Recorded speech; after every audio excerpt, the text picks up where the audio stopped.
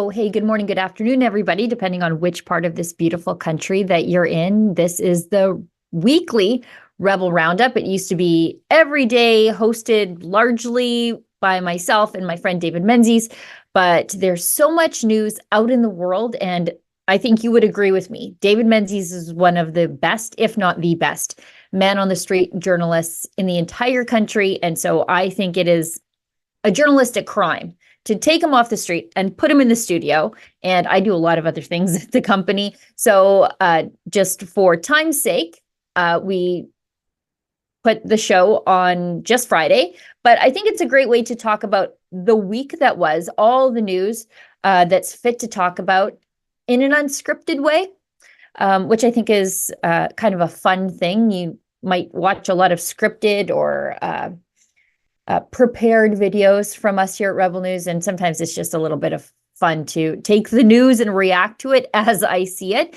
And it's a great way for you to get involved in the show, but also support the work that we do here at Rebel News completely willingly. By the way, Efron, am I really zoomed in? I'm in my mid-40s. I don't know if I'm comfortable with that, but you can get involved in the show if you are watching us on YouTube and you enjoy the live chat over there. That's great. I find it fun to go back and read the live chat as it comes in after the show's over. But if you want to get involved in the work that we do here at Rebel News and support us and have your say on the topics du jour, as David Menzies would say, might I suggest you wander on over to Rumble and Odyssey. Those are two great free speech style platforms that really don't care what your politics are. On Rumble, you can leave a paid chat called a Rumble rant.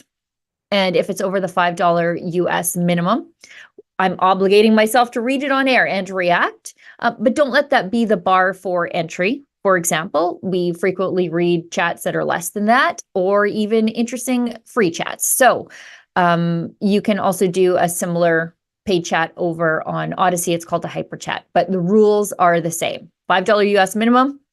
I'm obligating myself to read it, but we frequently read chats that fall under that amount. Now, a couple of housekeeping things. I don't know if you've been to the Rebel News store lately. And I don't think we talk about the store enough here at Rebel News, but we are putting great new designs in there all the time. I know I have members of my family who basically just completely dress in Rebel News products. But we've got some great stuff on, the theme of firearms rights, free speech. I think there's a new shirt, God, Guns, and Freedom, I think it is. There's one that says girls just want to have guns. That's one of my favorites. Really great quality. By the way, they don't scream Rebel News. They scream whatever your passion is. For example, this is one of our shirts that go along with our Church Under Fire project. That was our very recent project, documentary project, which detailed the treatment of the pastors during the lockdowns. There's that one with the cross right there. That's another Church Under Fire shirt, a John 8:32 shirt. That's this one that I'm wearing, and that's the back of this. And it comes in some great colors. Normally you get your choice of gray, heather gray and black usually, but no, we've got like burgundy, pink, sort of that cool kind of creamy off-white color. Lots of great new stuff in the store. New hats, baseball caps. You guys, it's baseball cap season. It's almost upon us. So anyway, if you have not been to the Rebel News store lately, check it out. We have new stuff in there that even I haven't seen. I really should spend more time poking around in there. And as always, shipping is free. So free global shipping on that. So that's rebelnewsstore.com. One more little housekeeping bit before we move on. I don't know if you have your tickets to Rebel News Live yet. Rebel News Live is a one-day freedom conference. We hold them in different locations across the country, usually 2 a year, one in the center of the universe, Toronto, and then usually one out here in Alberta, kind of Calgary. And the one that's coming up in Toronto is May 11th, and early bird pricing is still available. So also I should tell you there's VIP pricing. So if you want access to exclusive perks, you can upgrade your ticket to VIP. We've got your favorite rebel, Sheila Gunn Reid, but we've got David Menzies, the Big Boss, Ezra Levant, Alexa Lavoie, Tamara Ugolini, Robert Kraychek, Lincoln J, a special message from Avi Yamini, one of my personal heroes, April Hutchinson. We've got, for those of you who don't know this person, I think you probably know a little bit about the work that she does without actually knowing her. It's Amanda Achtman, and she has been one of the leading voices against the expansion of medical assistance in dying and medical assistance in dying in general. We've got, of course, the spiritual leader of the Freedom Convoy, Tamara Leach. We've got Billboard Chris Elston, and we just added law professor Bruce Party. So there's, I think, something for everybody, but it not only is it a place where you will hear speakers, but it's an opportunity for you to network. And if you are a freedom-minded business or organization, this is your chance to get access to the Rebel News audience, our loyal friends and followers and supporters who care probably about the same things you do and love to put their money where their mouth is. So if you'd like to sponsor our event, be involved in the event as a business or an organization, please reach out to my friend Alex. It's ads@rebelnews.com, and take this opportunity to put your product or your organization in front of people who passionately care about freedom and civil liberties. So I think that's it. rebelnewslive.com is where you can get your tickets. And I think early bird pricing is just about to run out. So I'm not saying go right now, but maybe go right after the show and get your tickets if you are in the Greater Toronto area. I don't think we're going to say exactly where we're going to be until closer to the date, and we'll probably say it directly to our friends who have bought tickets, just to avoid hassles, let's just say. All right, let's go into something that just broke just before we came on air, but an hour ago.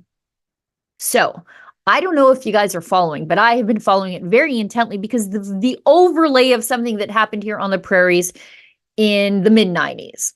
So the fishermen in Newfoundland were really being squished from both sides.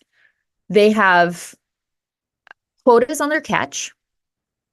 They also are not permitted to sell their catch to outside of the province processors, so they can only sell to Newfoundland and Labrador processors. And those processors have quotas on how much produce they can take. And the price is preset by a union and another organization. So regardless of what the inputs are for the fishermen, whatever their fuel price is, whatever their boat price is, whatever their quota price is, whatever their bait price is, whatever their labor cost inputs are, it doesn't matter. Their price is fixed, negotiated by people other than them, and they just have to take it. So they don't exist in the free market, and they want to. And they've been protesting at the Newfoundland and Labrador Confederation building, which is their legislature, for the better part of a week. And they've been completely peaceful. They're rambunctious, as I anticipate fishermen from Labrador tend to be, but they have not been assaulting anybody. And where the heck else are you supposed to protest the government except at the government building, right? That's the People's Building. It houses the democracy of Newfoundland and Labrador. Well, their rambunctious protests so frightened the government there that the government delayed, I think it was twice, the release of the budget. Why? Because the politicians didn't want to walk past and get yelled at by the fishermen whose lives they're ruining. Because what the fishermen want is what any other business person wants, to be able to sell their produce to whomever they want for a price they've negotiated. And that is not the case in Newfoundland. So they called in the riot horses. Do these people look like they're rioting? Well, they called in the riot horses. At least one person was sent to hospital. The Newfoundland government got an injunction against their protest. Sound familiar? Rendering their protest illegal. However, these fishermen have said, look, we've got nothing left to lose. We're going to keep protesting. You want to arrest us for mischief or whatever, that's fine. At least we'll get 3 square meals in jail. And they came back, and they came back, and they came back. And after the riot horses were called in, I think it deeply embarrassed the government. This morning, there were negotiations, and it sounds as though the fishermen in Newfoundland can sell their catch to outside buyers, so buyers outside the province. So this is a step towards free enterprise and freeing the fishermen of Newfoundland and Labrador. And I'm sure you're saying to yourself, Sheila, why do you, a landlocked Albertan, care about this sort of stuff? Well, first of all, I care about the right to peacefully protest your government, where the government is. I think the majority of the people watching the show right now care about that. It's one of the reasons we supported the actions of the Freedom Convoy, to protest and hold their government to account in the very place the government is.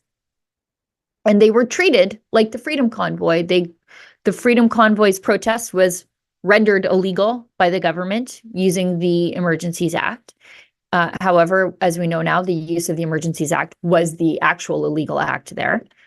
And then, so the Newfoundland government did something very, very similar. But the Newfoundland fishermen were not deterred, and they changed the government for the better. It sounds like, we don't have all the details about their negotiated settlement here, but this is another win in a series of blue collar uprisings around the world. And I love to see it. But moreover, to my point, why do I, as an Albertan, care beyond the right to peacefully protest your government? This harkens back to the mid-90s in Alberta. I'm going to date myself here, but there was something called the Wheat Board. And it was this thing that you had to sell your grain to if you were a Western farmer. And the Wheat Board negotiated your price, and then they marketed your wheat or grain or whatever. And it was only exclusively for Western farmers. It was illegal for, let's just say, because you guys know the geography, I think, of these two regions. Let's just say you're a farmer, a wheat farmer in Coots. It was illegal for Coots, Alberta, border town. It was illegal for you to sell your wheat across the border to Sweetgrass, Montana, which is like right across the border. The two towns really operate as one. That was illegal under export laws. But if you were a farmer in Ontario, you could, let's say you're a farmer in Windsor, you could drive your wheat across the border and sell it in Detroit. Not a crime. But if you did that same act in Alberta or Saskatchewan, it was. And so when I look at these fishermen wanting to sell their produce to whomever they want for a price they negotiate, I see it as exactly what happened to Western farmers under the Wheat Board. Now, nobody went to jail during the fishermen protests. However, farmers did go to jail in Alberta. My friend Rick Strankman and my friend's dad, Jim Ness, they were cellmates. They sold a bushel of, I think it was wheat, to a 4-H club in Montana. They drove it across the border, and they were eventually hauled away in handcuffs in front of their crying wives and children for the crime of doing exactly what was perfectly legal in other parts of the country. They served time, but they changed the laws. Those images of those farmers being taken away, and the support of politicians of the day, like Ralph Klein and Stephen Harper, changed things for the better. It's one of the reasons that if you talk to a wheat farmer in Western Canada, if you say the name Ralph Goodale, who was the minister at the time responsible for the arrests, they'll sort of spit out of the side of their mouth. What I'm saying is good for these fishermen, and they caused the government to blink there. And I think their peacefulness in the face of government violence is a testament to who and what they are. So win one for the little guys. While we're at it, speaking of the heavy hand of the government, did you guys see this the other day? It's a secret RCMP report warning that Canadians may revolt once they realize how broke they are. Are we more broke than we realize? I think Canadians are really, if the federal polling is correct, I think they're probably pretty aware these days of just how broke they are. But the feds are worried that we could end up in some sort of civil unrest if we figured out not how broke we are, but how broke I think the Liberals have made us over the last 8.5, 9 years. It says, right from the get-go, the report authors warn that whatever Canada's current situation is, it will probably deteriorate further in the next 5 years. What that means is the final tally has not quite been tabulated. The report says, the coming period of recession will accelerate the decline in living standards that the younger generations have already witnessed compared to earlier generations. The report was called The Whole of Government 5-Year Trends for Canada. So the trend for Canada is doom and gloom for anybody under the age of 35. Those are Trudeau voters, by the way. For example, many Canadians under the age of 35 are unlikely to ever be able to buy a place to live. Canadian dream vaporized. Thanks to inflation, carbon taxes, and out-of-control immigration. Because you can't bring in over 1 million people every year and settle them and not think that that's going to put pressure to drive housing prices up. Right? The report, labeled secret, is intended as a piece of operational information to be distributed only within the RCMP and among decision makers in the federal government. Wow. Anyway, are you guys preparing for the coming civil unrest? Who's a prepper out there? I think it's generally just good to be prepared. I don't like the idea that the RCMP is prepping for civil unrest, and the Liberal government has this information, and instead of addressing the things that are making police agencies worried about civil unrest, like dealing with inflation, dealing with the crackdown on civil liberties, dealing with out-of-control immigration, which is driving up the cost of housing and the cost of living and putting pressure on our healthcare system. Instead of dealing with that stuff, they're going to prep the police with us. We wouldn't want to fix what they're doing, would we? I think that's it for the first portion of the show. Let's hit an ad break and then we'll go into Yara Sachs being Yara Sachs. Folks, it's undeniable that our rights and freedoms are under attack. But how can we know what rights we're losing if we don't even know what rights we already have? It's Freedom Passport's mission to educate people about their rights and freedoms. The Freedom Passport is an easy-to-read, pocket-sized booklet containing the Charter of Rights and Freedoms. It's a portable token of your inalienable rights. There's an app, too. Easily access the Freedom Passport on your phone and compare rights and freedoms from around the world for only $3.99. Join our global community of individuals who are passionate about understanding their rights and freedoms. Visit freedompassport.ca and get your Freedom Passport today.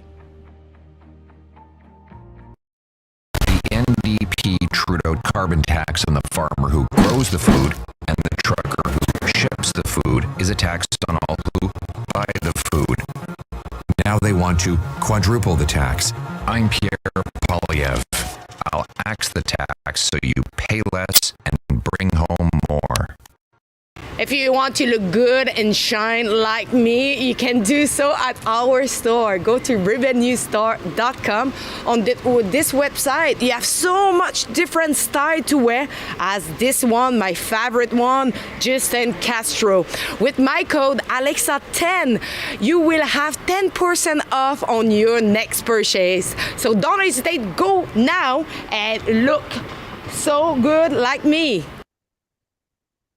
Well, we came back from that break a little early while I was stuffing some coffee down my gullet. But let's go into Yara Sachs being Yara Sachs. For those of you who don't know, and I don't know how you couldn't, Yara Sachs is one of many human dumpster fires in the Liberal caucus. She is an associate junior minister of mental health, which feels ironic given that she is the crazy lady who once claimed that honk honk is an acronym for Heil Hitler. She fell victim to a 4chan or 8chan hoax, and she actually talked about it in the House of Commons, all quite seriously. Do we have that clip? Let's just show that clip just to show the world how crazy she is. Sorry, thanks. How much vitriol do we have to see of honk honk, which is an acronym for Hail Hitler, do we need to see by these protesters on social media? Mm-hmm. I want to know who is like, agreeing with her in the House of Commons, getting caught on a hot mic, like, yes, preach, girl. So we've got Yara Sachs thinking that your horn on your truck was installed by some sort of crypto Nazi, and the truckers are crypto Nazis by association. So that's where her brain is at. However, you know who isn't a Nazi or a crypto Nazi or a Holocaust denier or an anti-Semite? Mahmoud Abbas, the leader of the PLO, who pays terrorists' families if they commit an act of terrorism, or even better, kill a Jew. It's the Martyrs Fund, colloquially known as Pay for Slay.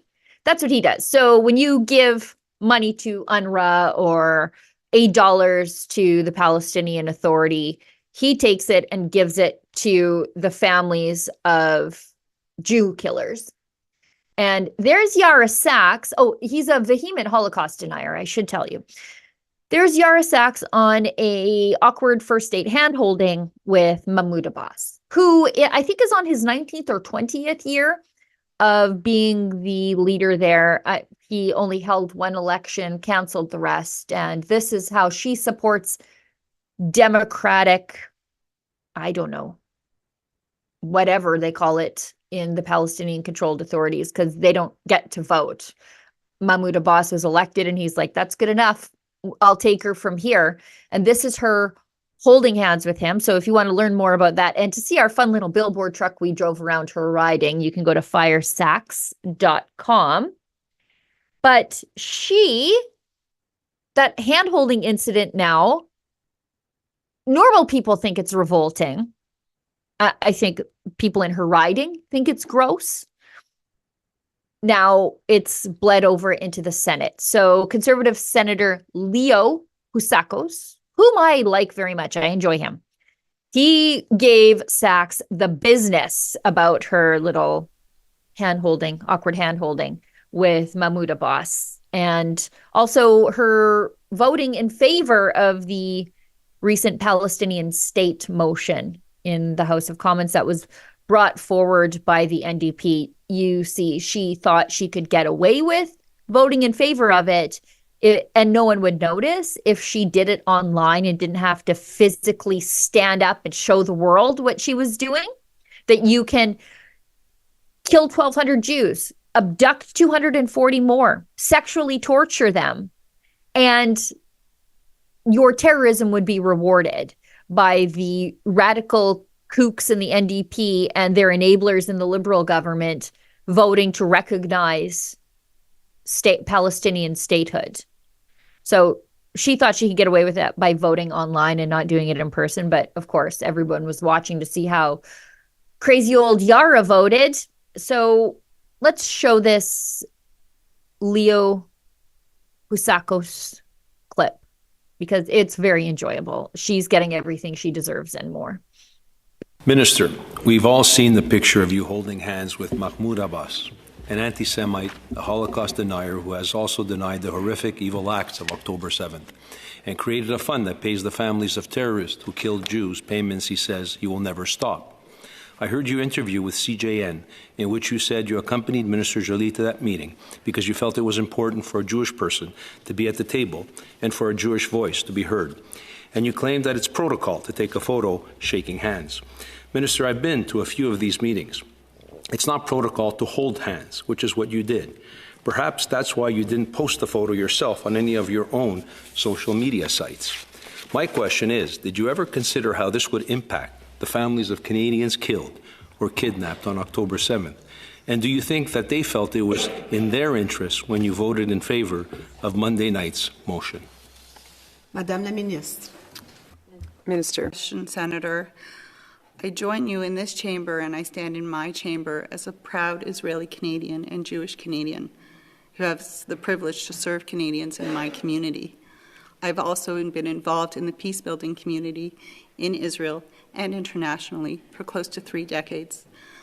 My belief, and it is Canada's foreign policy, that a two-state solution is the only way that Israelis will live in a safe and secure environment alongside Palestinians.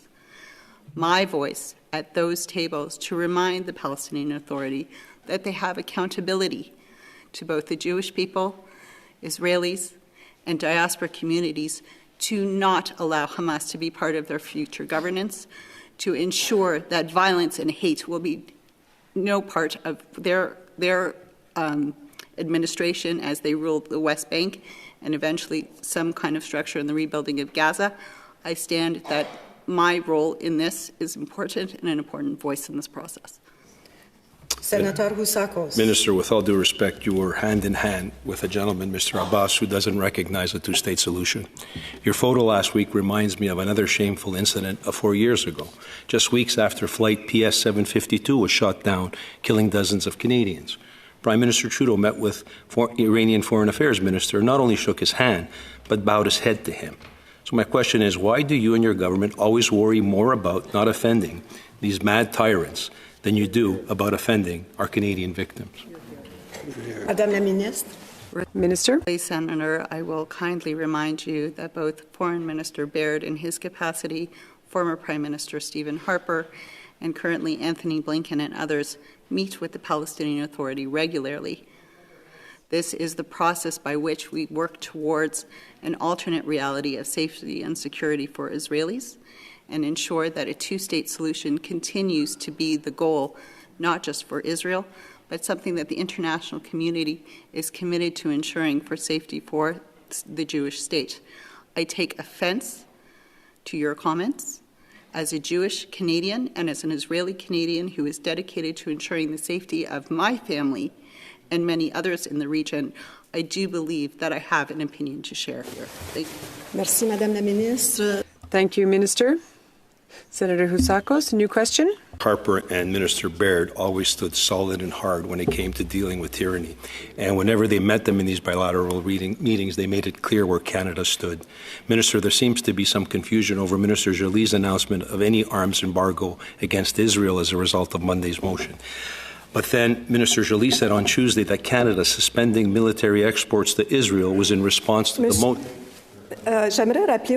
I'd like to remind the senators that the minister is here And questions must be related to her ministerial responsibilities. Senator Husakos. She's a cabinet minister, and I'm asking questions in regards to her actions and meetings she has in capacity as a cabinet minister. Everything I've asked is within that realm of her responsibilities.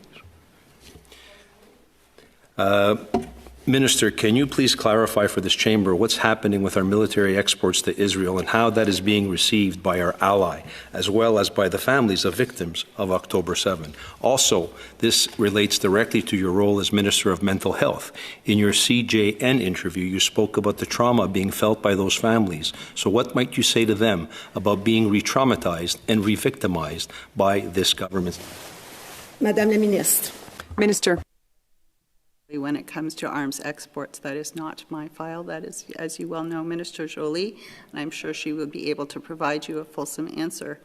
With regards to the trauma experienced by Israelis on October 7th, I had the opportunity to meet with First Lady Michal Herzog and many of the advocates that are now involved in the investigations of the weaponization of sexual violence on October 7th and with the hostages, to which this government has pledged $1 million to work collaboratively with these organizations to ensure that justice prevails. Thank you.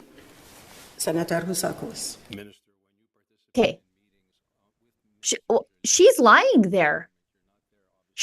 We know that the $1 million that they announced to investigate the weaponization of sexual violence was actually given to investigate Israeli soldiers for committing, allegedly, because there's no proof of it, allegedly committing sexual violence against Palestinian women. It is not to investigate the weaponization of sexual violence that we all saw video footage of happening to Israeli women and Israeli hostages that Yara Sachs probably saw actually, because she has seen the body cam footage that the Hamas terrorists wore the day they committed those terror attacks. So she has seen evidence of sexual violence committed against Israeli women before they were either abducted or murdered.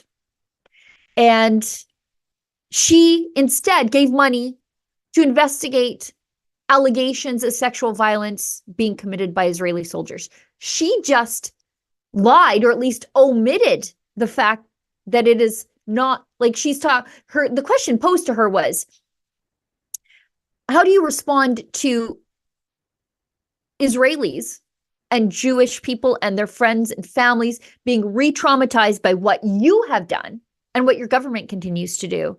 And she says, well, we're actually giving money to victims of trauma, but she's wasn't clear about who she gave the money to, because who she gave the money to is indicative of where the government's sympathies lie. Also, I should tell you my nails are green, so they're chroma keying in case anybody is noticing. And she brought up the fact that Stephen Harper and John Baird, the Conservative Foreign Affairs Minister at the time, had met with Mahmoud Abbas. Okay, but was it after the single largest attack, one day killing of Jews since the Holocaust? Was it after that? No, not at all. So she can say, well, Harper did that, and Baird did that, and Blinken did that. You want me to say that the Democrats are handling this appropriately? I don't think they are. But to say that, oh, Harper met with him too, okay, but that is not post October 7th at all. She's just a crazy lady. And I should show you this footage of Rebel News taking a billboard truck through her riding. My friend David Menzies was along for the ride and not making a lot of friends out there, was she? So let's show a little bit of this. With what I see. How can you have a foot on each side of this equation? I live in this riding, I live in her riding, and it's atrocious. Jewish community need to consider this situation. David Menzies for Rebel News here in North Toronto. And folks, I am in the riding of York Centre. That's the riding for Yara Sachs. Yara Sachs is, of course, the Minister of Mental Health. Unbelievably, last week she was in Ramallah and she met up with Mahmoud Abbas. He's the leader of the Palestinian Authority. He is a Holocaust denier. He is an October 7th denier. He even has a martyrs fund, which is to say, if you can kill an Israeli Jew, you will get a big payday. If you die in the process, your family gets the benefits. And look, there was Yara Sachs shaking his hands. Unbelievable. The other woman in the photo, as you can see, is Foreign Affairs Minister Melaine Joly. Look, we have a truck. We have it for 4 hours. We're going to drive it around her riding. It's going to cost us about $2,000. If you can you go to firesacks.com, sign the petition, and kindly chip in? What is the political strategy of aligning with an anti-Semite, a terrorist, in a riding that has a heavy Jewish population? And folks, don't worry, I know what you're thinking, but I've instructed our driver to lay off the horn, because you may remember a couple of years ago when the Freedom Convoy dropped by Ottawa, what was it that Yara Sachs said about horn honking? Well, let's go to the minister herself in one of her most infamous sound bites. Honk honk, which is an acronym for Hail Hitler. Yeah, so she thinks honk honk is an acronym for Heil Hitler.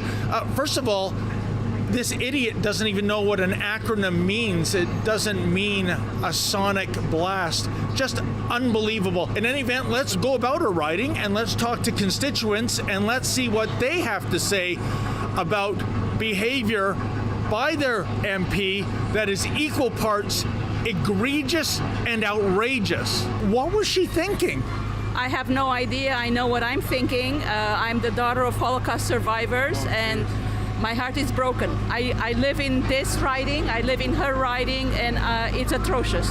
No matter what or where you are, like, the anti-Semitism needs to stop here in Canada. It's crazy. What do you think of Yara Sachs, basically having a nice photo op with a terrorist?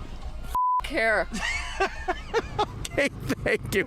Will you be voting for her in the next election? No, I never voted for her. No, I will not. She's a Canadian Israeli Jew. She's shaking hands with him. What is she thinking? That was shocking to us. Yeah. Like, as an Israeli, I'm overwhelmed with what I see. I knew from the beginning what her background was. That's why I never voted for her. And I was vocal about it. But I don't know what to say. I have no idea what she's thinking, what she's doing. All I know is that that picture with Mahmoud Abbas is atrocious. I don't think that Okay, so those are comments from people from her riding. I will be shocked if she holds her seat, especially after this. And if she loses her seat, I will be happy to say that we played a small part in making sure that happens, because she does not deserve to hold office.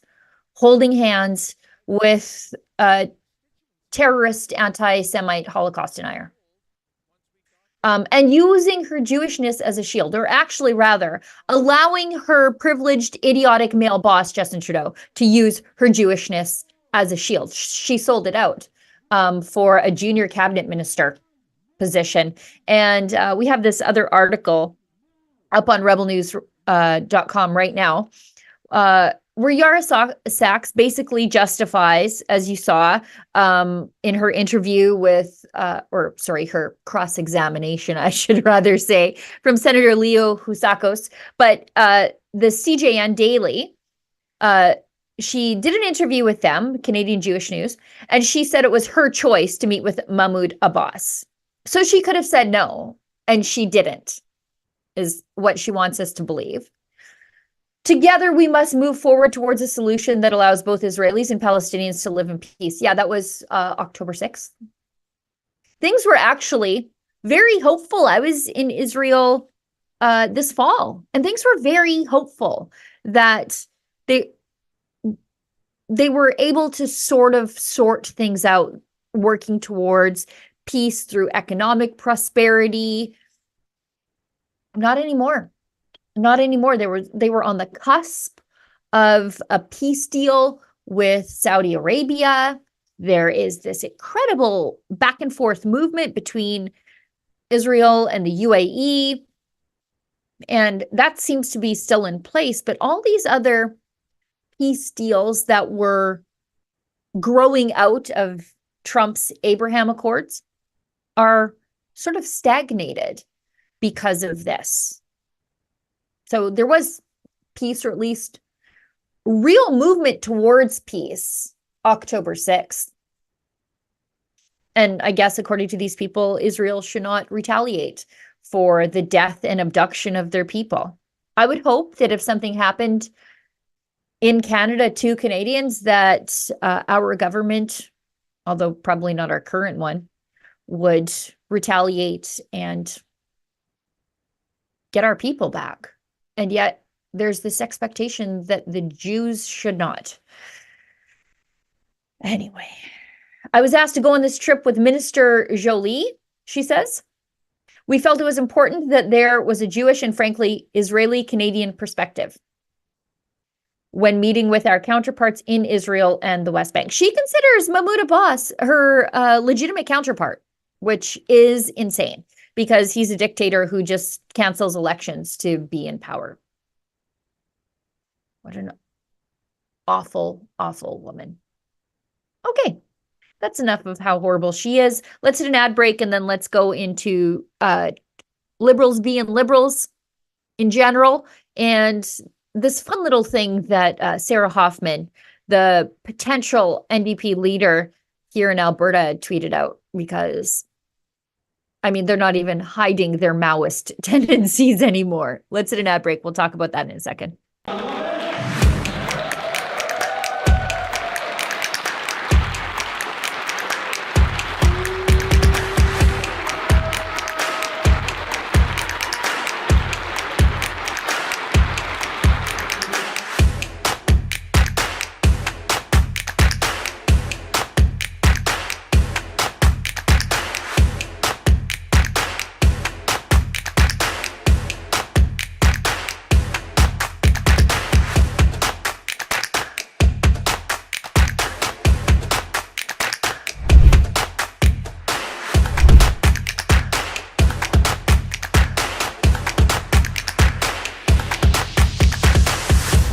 Do you not want to hear the other side of the story?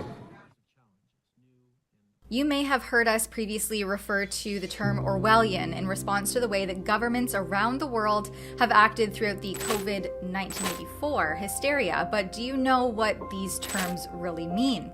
Well, they come from the dystopian writings of author George Orwell, and now you can read one of his most famous works, novel 1984, better than ever before, to hear the terms that we refer to often, such as the Ministry of Truth, wrongthink, thought police, etc., straight from the horse's mouth. You can find it at buy1984.com, where Rebel News is excited to launch this revamped classic tale. It's not revamped at all in terms of what was actually written. In fact, all of the writings themselves remain entirely unchanged. But we're now bringing you this harrowing, futuristic novel fully illustrated and with a larger, easier to read font size. There is a foreword by Rebel Commander Ezra Levant, and you can order it directly through that website, buy1984.com. The parallels between the depictions of the surveillance state and Orwellian's totalitarian depictions in 1984, contrasted with what we are seeing today in our democracies, should not be ignored. Go to buy1984.com and purchase your book today. And hey, maybe even order a copy or two for a friend. It's the perfect gift that keeps on giving. And you'll never be able to view the doublespeak of certain politicians the same way again. That's buy1984.com. I also want to say that I'm really proud that all those illustrations are by Paul Revolt, and they are made by a human being. Yes, Paul Revolt is a human being. So a lot of the images that you may see online are AI generated, and I'm scared of giving the robots all of our information, because we've all seen the movies where the robots take over the world because we relied on them for ease and to do our jobs for us so that we could do other things with our time. And I find some of the AI images just objectionable. You know, there's something special in the beauty of something created by a human being. You know, that what we're capable of creating with our hands, with these gifts that God gave us. And there's something so, I don't know what the right word is, sterile and absence of that, you know, image being created in the image of God and using your skills to do things that these AI images have. Paul Revolt did all of these. These are done by him, and they're gorgeous.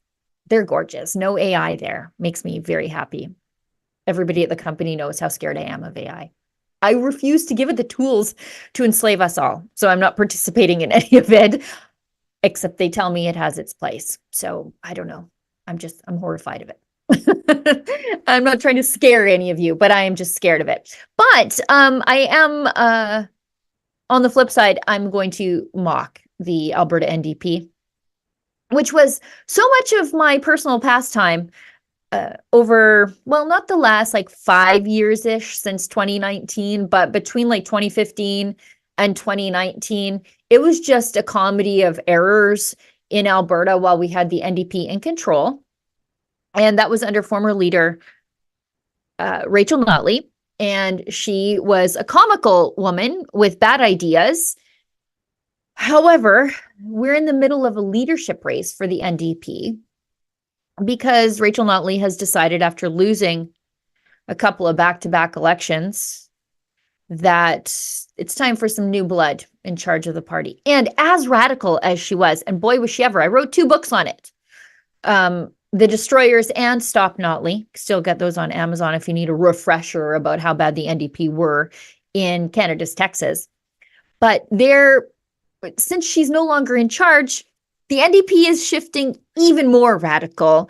And one of the frontrunners for the leadership is Sarah Hoffman, our former health minister, said without comment. And she's running to be the leader, and she's like a radical feminist and a radical unionist and apparently a radical environmentalist. I'm going to just keep all my comments to myself. But this is the announcement that she made yesterday. She calls herself fat and sassy. So when I talk to her on the internet, I call her sassy. I just call her, hey, sassy, whatever. And I'm waiting for someone to call me fat phobic, but that's what she called herself. So Sarah Hoffman says, a Sarah Hoffman government, which is highly unlikely, unless, I don't know, Danielle Smith gets hit by a bus or loses her marbles. Sarah Hoffman says, a Sarah Hoffman government will establish a youth climate corps. This is a one-stop shop. Sounds like a brainwashing factory or a gulag. I can't tell. I guess we'll have to see. We'll have to elect her to see. This is a one-stop shop for young Albertans who want to take control of their own climate destiny. Is there such thing as a climate destiny? Was my climate destiny to wake up to a snowstorm this morning? How do I take control of that? Do I join this little climate corps and all of a sudden the weather will get better? A youth climate corps will connect young people, I guess, with good paying jobs that take meaningful action in response to climate change. How many parents, look, I've got a 17-year-old who's going off to university next year. I've got a 25-year-old who is in the trades, 15-year-old. How many of you parents out there are like, you know what?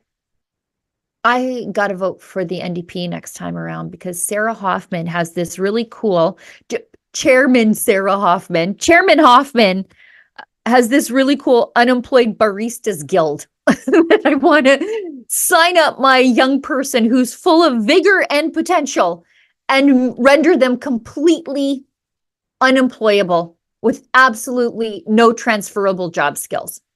While the world has an increasing demand for oil and gas, I'm going to make sure my young person has no skills in that department, be it university level skills like chemical engineering or civil engineering, like building refineries, or trades, pipe fitters, welders, or working on the upstream side. So in drilling, in directional drilling, transportation, none of that. We're not going to get them in on the boom at all.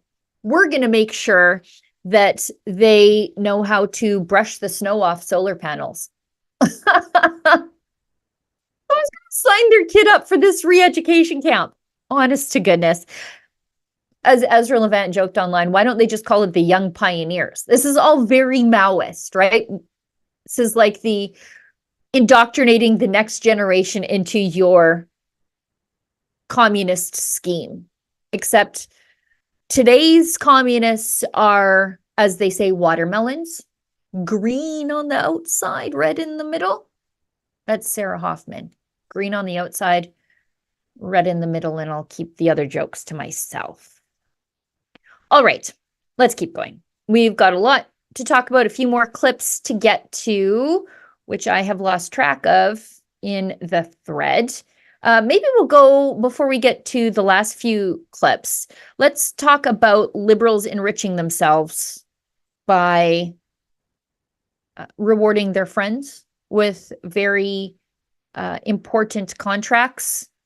The pandemic was really this time where Liberal connected types or opportunists could just jump on the COVID bandwagon and line their pockets. And we're seeing this right now with Arrive scam, where people are given contracts to do absolutely nothing while simultaneously working for the federal government and just then refusing any sort of accountability. You didn't do anything, you got paid, and you work for the federal government simultaneously at the exact same time. Something seems unethical there. Well, then we've got Frank Bayless. This guy is a real piece of work. Let's take a look. I'm just trying to dig it up on the screen here, you guys. I'll just struggle through it. So Frank Bayless, he is the head of Bayless Medical Company. He was elected to represent a Quebec riding for the Liberals in the 2015 federal election. And his company was given in 2020, so right after he's no longer a Liberal MP anymore, he's given a $237 million deal at the dawn of the pandemic. These guys were jumping on the gravy train with biscuit wheels right off the get-go. They knew that there was pandemic money going to rain down from the trees, and they got underneath it with a bucket. And here's Frank. So he gets this contract in early 2020 to build ventilators, 10,000 of them. A sole source contract, by the way, didn't let anybody else bid. They're like, pull a number in the air. 10,000 ventilators. Who do we know who makes ventilators? Conveniently, Frank, who just got unelected like days ago. And they give him a $237 million deal. Oh, but it gets better.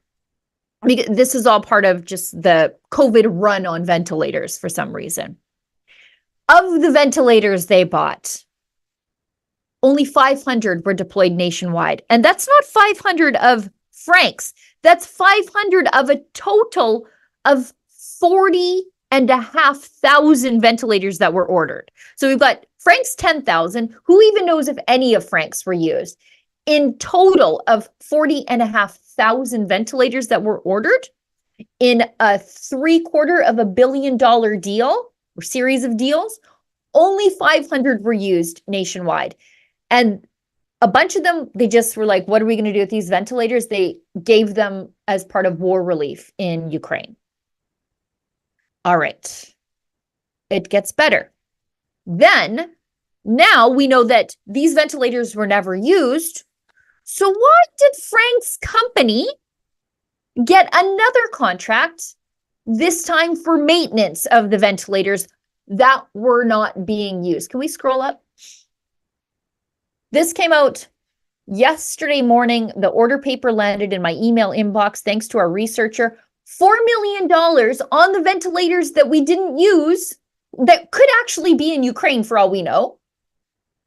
$3.7 million that this guy got for preventative maintenance just last year. So the ventilators could be in Ukraine for all we know. They're probably not on Canadian soil. They have not been used. We know that for sure.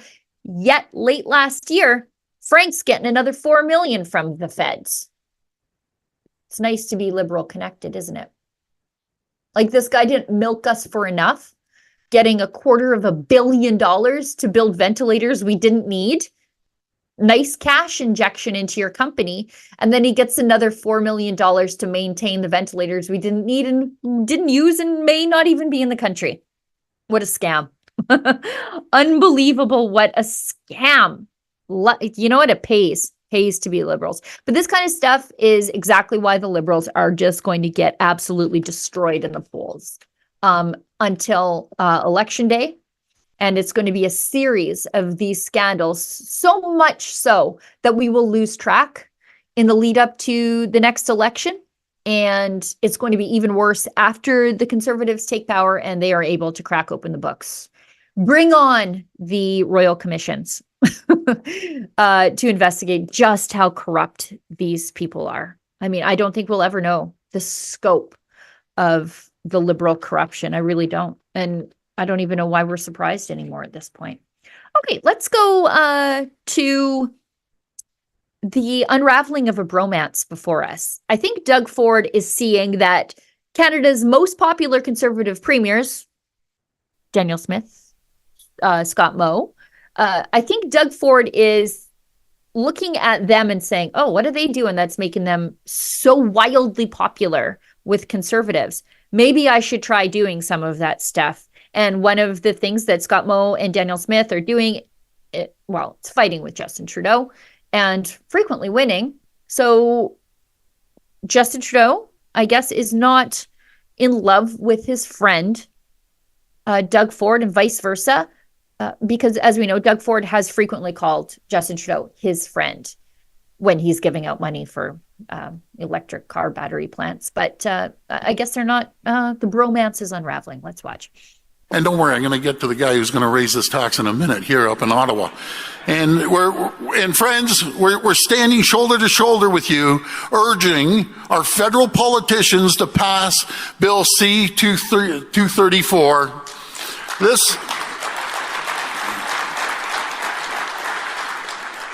This bill, which would exempt the carbon tax charged on natural gas and propane used by farmers, has been delayed for far too long. They're just dragging their feet. And with a federal carbon tax set to increase by a staggering 23% April the 1st, Bill C-234, I don't even like that bill. You know, we got to get rid of it, but I think we scrap this tax totally. You know, all it does is gouge people. They call it, oh, it's beneficial. I don't know what the guy's smoking up there, but it's not beneficial. It hurts people. Everything from transporting goods from point A to point B, from going to pick your kids up at a hockey game or a sports facility. It is killing us. And what causes inflation? What causes inflation, 30% of it, is energy cost. And we need to make sure that we cut these interest rates from the Bank of Canada. They're living back in the 1970s. We need to lower the interest rates. They say, well, we aren't going to lower interest rates until inflation comes down. Well, it dropped again down to 2.8%. They're killing people right now. They're absolutely killing people. And I'm going to be on these guys like an 800-pound gorilla, I promise you. All carbon tax, sorry, Dimitri, let's get back onto this thing. All carbon tax schemes, they're absolutely awful. They take money out of people's pockets. They increase the cost of every product you produce. That's why here in Ontario, we're giving people a veto on carbon taxes. Last month, we introduced new legislation that will require future, I should say, hopefully it'll never be a future government, that will require provincial governments to hold a referendum before imposing a carbon tax scheme. And that's all it is. It's a big scheme, a scam, whatever you want to call it. It's just gouging the taxpayers. That's what I call it. I think we can go back to Efron. Maybe you can take a look for it. I was going to put it in the chat, but then I couldn't cut and paste it properly because the robots overheard me bashing them earlier, and then now they're doing bad things inside the internet in my house. But it's Narcity, Ottawa, if you want to look for it. The title is Doug Ford just showered Justin Trudeau with compliments, and the feeling was mutual. It was a love fest on live TV. And that was back in 2020, and it has been successive since then, that they're friends, and then just over the last, I want to say 6 weeks, the fellas are falling out of love with each other. But it was a big announcement between both party leaders. It was for this thing, it was an announcement on at the 3M plant. They were getting a big cash injection from Justin Trudeau to make a bunch of N95 masks that we weren't going to use. And it was just like a back and forth love fest. Like, oh, thanks, Doug. Oh, thanks, Justin. I think they even called each other friends at that point. I mean, if you plug into a Google search engine, Justin Trudeau, Doug Ford, friends, you get frenemies, but they have been very close up until very, very recently. And Doug Ford, I think, is seeing which way the winds are blowing, and he's trying to run that way.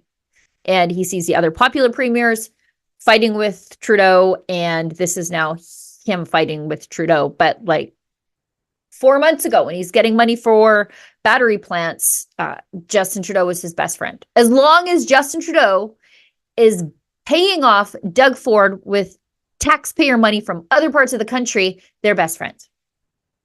But Doug Ford can read the room, and he knows the carbon tax is wildly unpopular. And the tax hike of the carbon tax on April 1st from, I think, $65 a ton up to $80, wildly unpopular. But so is the 65% rate, right? 65% was unfair and wildly unpopular, but it was fine with Doug Ford as long as he was getting a cash injection into these industries in Ontario. But not so much now. Anyway, let's move ahead. We've got Trudeau saying that we need to combat misinformation on climate change. And to combat misinformation, we need to give a bunch of money to whom? I'm not sure. For what? Your guess is as good as mine. But as the Liberals always say, it is important to protect democracy. Let's hear it. We're all facing a series of challenges, new and old. We're still reeling from a pandemic that put immense pressure on our democracies. We're seeing growing distrust of government and media and increased polarization exacerbated by misinformation and disinformation. We're dealing with insecurity caused by armed conflicts and climate change. So today, I'm announcing that Canada is investing $8.4 million on research across the global south to better understand how climate change interacts with democratic decline. These initiatives will also help protect the human rights of environmental defenders. On top of the uncertainty caused by different crises, we're also seeing direct threats to individuals globally through transnational repression. This is why Canada is increasing and expanding its funding for Access Now to ensure human rights defenders and others facing digital threats have the resources they need to protect themselves. What? I don't understand any of that. And I have to deal with interpreting Trudeau's mumbo jumbo all the time. He said he's giving money to protect the rights of environmental defenders in the global south. What does that mean? Top of mind, what I thought was, okay, well, he's giving money for these people who invade Chevron job sites. He's giving money to them to continue to do that and to hire them lawyers when they are arrested by the governments of the day. I don't know what he's doing, but all of a sudden he cares a lot about civil liberties and the right to protest in other countries. That's fine. You know, if those people, let's say Brazilian environmentalists were protesting, I don't know, deforestation of the Amazon, something I really don't care about.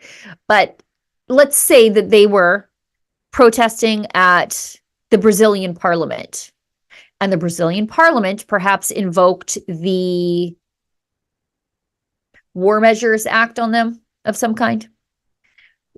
Justin Trudeau is funding the environmental activists there. Is that what he's doing to undermine other countries? I don't know what he's doing. I have no idea what he's doing. I don't know where this money is going to go, whose radical environmentalist hands it's going to land in. And it is my concern that we are funding environmentalists in other countries to undermine the economic prosperity of the locals.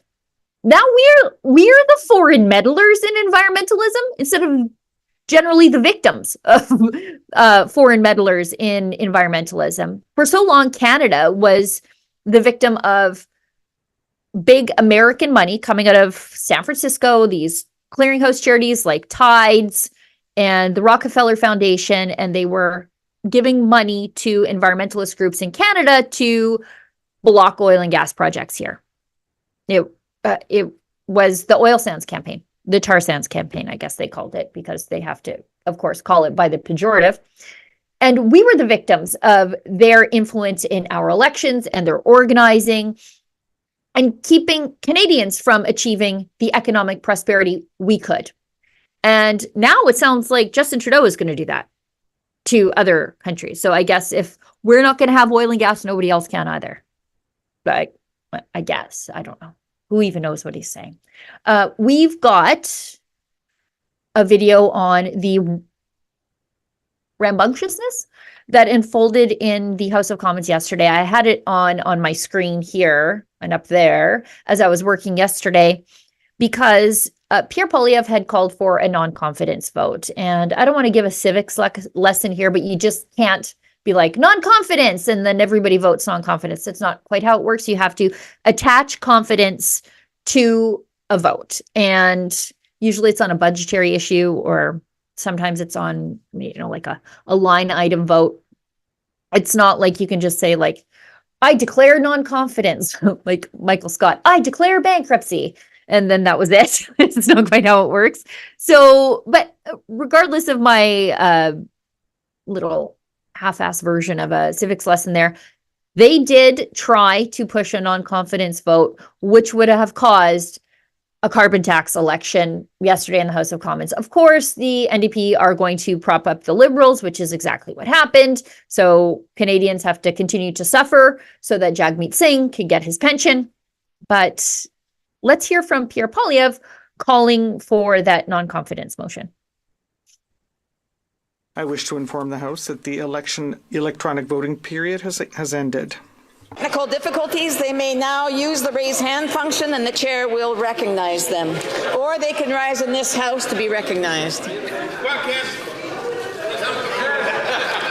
The table will now compile the results of the vote.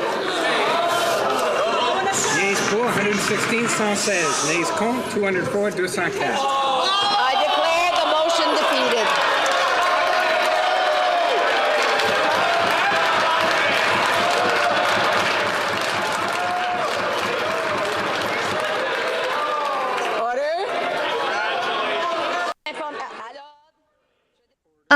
Efron, I'm going to put you on the spot a little bit. Do we have the Shannon Stubbs clip yesterday?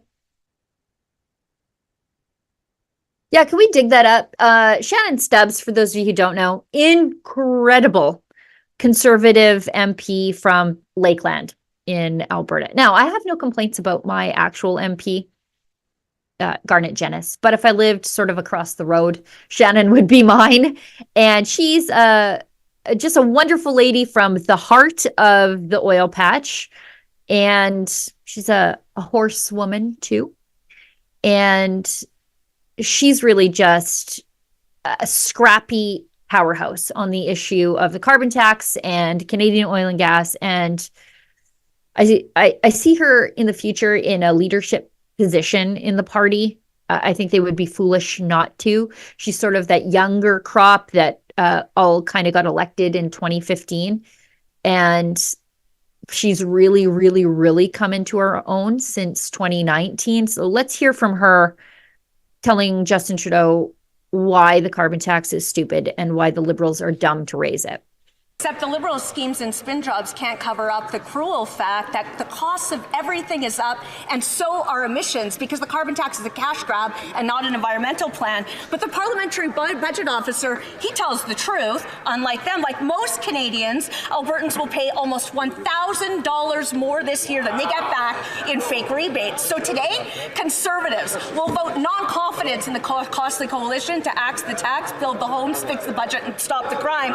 But will this Prime Minister finally listen to the majority of Canadians and premiers, spike the hike today, or call carbon tax election so Canadians can decide and act it themselves?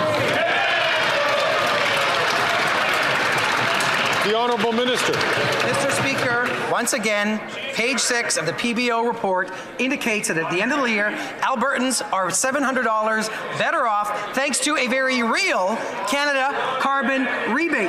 Mr. Speaker, in my riding of Edmonton Centre, well over 69% of residents want this government to fight climate change. We couldn't breathe the smoke in the air on September long weekend or May long weekend. These guys want to let the planet burn. We're going to defend the planet, put more money in the pockets of Albertans. They can do what they want to do. We're going to defend Canadians and make sure there's a planet for our kids and our grandkids.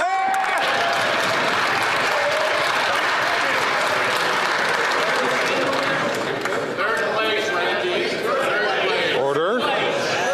Order.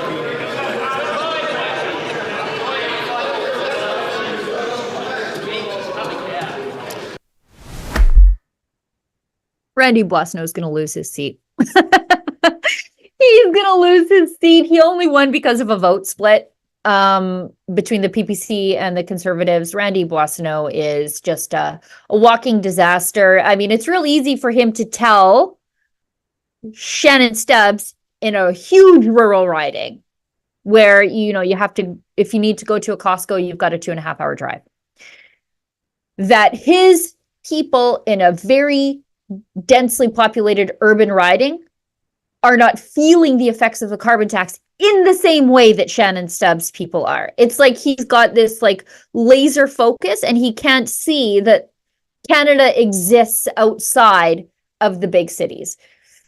But he's going to find it the hard way on election day because he is definitely going to lose his seat. And I can't wait because that guy cannot stay out of the business of rural Alberta either. He was one of the MPs deployed to the town of Westlock to make sure that the rainbow sidewalks stayed Crayola colored and not white. And he also lost that too. So, he's one of those that I am just going to be so happy to see completely unemployed on election day. I can't wait. Okay, we've got 2 chats. And I realized that we are way over time. I didn't think I would go over time today, but I'm far over time. So we've got one from my buddy Mike from Freedom Honey. He is a veteran. He's got a veteran-owned honey company. His wife owns Cursing Calendars. And he gives us $5 and he says, so how broke are we? Let it be known that Freedom Honey started the run on the banks. I bet. I bet. Be sure to check out Freedom Honey and Cursing Calendar. I'm not sponsored by them. They're just good people and they give back for sure. I think Cursing Calendar gives money to the Democracy Fund and the JCCF. And then we've got Nana Awake, $10. This is another Doug Ford election ploy. Don't be fooled by this fake Muppet again, Ontario. He's a sellout. Actions say more than empty words. I believe you. I think Doug Ford is a cagey politician, and he is saying and doing things because it is really unpopular to be a carbon tax liberal right now. And so he doesn't want to be that. So he's sort of distinguishing himself as otherwise. Okay. But on the flip side, friends, what are you going to do in Ontario? If you don't vote for Doug Ford, who do you vote for? The NDP? The Liberals? What do you do? What do you do? I don't know. I think you have to fix things from within that PC party there. That's what we did here in Alberta.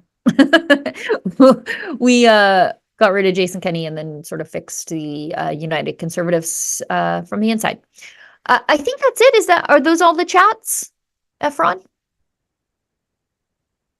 Okay, perfect. Well, thanks everybody for joining the show today. Thanks to everybody who works behind the scenes in Toronto, but also across the country to make sure the show is there for you to watch whenever you feel like. Thanks to everybody who engaged in the chats today. And anybody who pitched in a little bit to leave the lights on here at Rebel News. I know that Justin Trudeau is picking your family's pocket for more money than ever, and he's poised to make it even worse.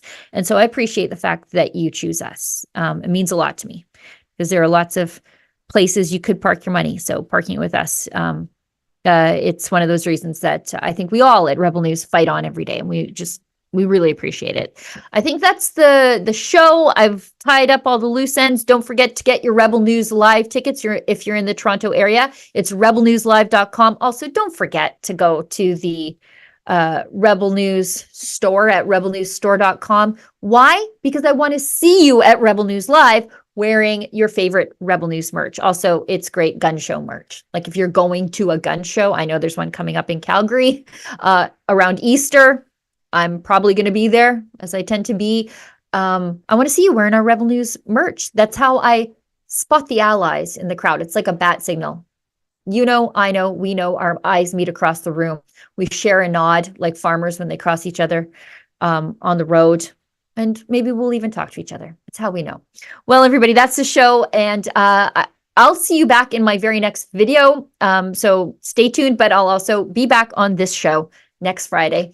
Thanks as always, and stay sane.